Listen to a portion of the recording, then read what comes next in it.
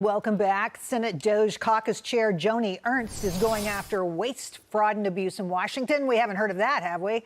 She demanding an audit of government officials caught pocketing unemployment benefits while still collecting their taxpayer-funded paychecks. The senator tallied up nearly $500,000 stolen by just 5 federal workers, double-dipping on the taxpayer dime during the COVID pandemic, including one who raked in over $130,000 while still on the job. Okay, I just have to say this is the government grifter edition of the Big Money Show. And what's interesting also known as the C Block.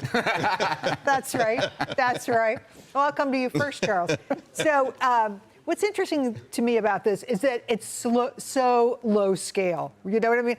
A few pennies here, a few pennies there. Yeah. And after a while, you know, like as a taxpayer, I'm mad at however much you're taking. I'm mad, but we always say we're mad, but we haven't done anything about any of this, Jerry. And you don't think DOJ was effective at all? DOJ was effective, but, it's not just DOJ, right? Just, again, starting with the insider trading from elected members of Congress and the amounts of money they've made, being able to leverage the insider information that they've had. And all they have to do is say, yeah, we'll vote against it, and they never do. And it's just the whole system is so rigged and unfair. And I think the big problem, unfortunately, is bridges to nowhere work on a local level. Like, if you take a poll, I think I looked at, was it Pew or Gallup the other day, and the approval rating for Congress was like 9%. Like, it was the lowest out of all the institutions. But look at how many people get reelected. Right. That's like 90%. Right. So it's like, we hate the bastards except mine. And why not? Right. Because they brought us some crap home that created some fake jobs. It's just, so ultimately, we're part of the problem. It's a tale as old as time. It's a tale as old as time, but until we really are angry enough to throw all the bums out, this is what we get. Well, this is, just in looking at what Joni Ernst is doing with this, I'm reading the Department of Labor's Employment and Training Administration spends $562 million to detect unemployment fraud. They're spending $500 million to find Let me add to all this. the money. But like, if you don't... There's some fraud in that number you just made, by the way. People want to make government smarter or better. I think Ronald Reagan had it right, at least theoretically.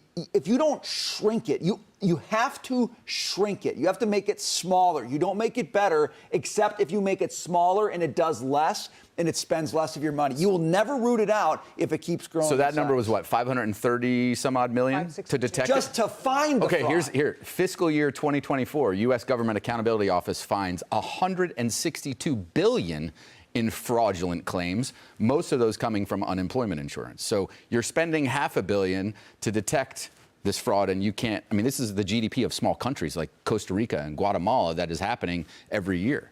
So to your point earlier, it's not just 100,000. The 100,000 here, the 30,000 there adds up to a really significant amount. Now you're talking about real money. Yeah. But look, what's amazing to me about this is not really the amounts, it's how long it goes on for. These people do it for years and years, and nobody pays attention, and you're working at the Department of Labor and you're stealing from uninsurance.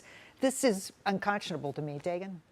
So the number he just cited is largely related to the unemployment insurance fraud from COVID.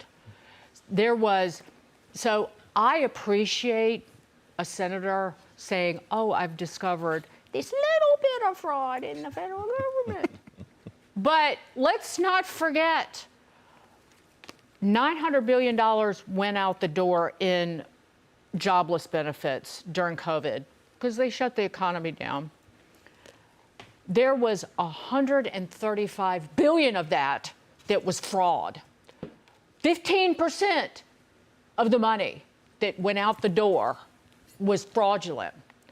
And the vast majority of it will not get clawed back. The vast majority of the thieves and crooks and criminals and grifters who stole it will not be prosecuted, because this year the 5-year statute of limitations runs out. It is an abomination that anybody in government didn't just scream to the high heavens, and they didn't do it for political reasons. Now, Biden's administration did extend the statute of limitations on, I know, the SBA fraud and the paycheck protection fraud, because that was 200 billion plus. However, this is money that we acted like that we have no financial problems as a nation. And it's just, I mean, I've seen some of the people they busted down in Florida because they were all driving around in Lamborghinis. Yeah, they didn't make any, they didn't try to hide it, that's for sure. No, Lambo loans. And some of it, the people who got busted the most recently, it was at the last year, I think, for the jobless benefits fraud, they using Bitcoin and crypto to try and send the money abroad. That's appalling.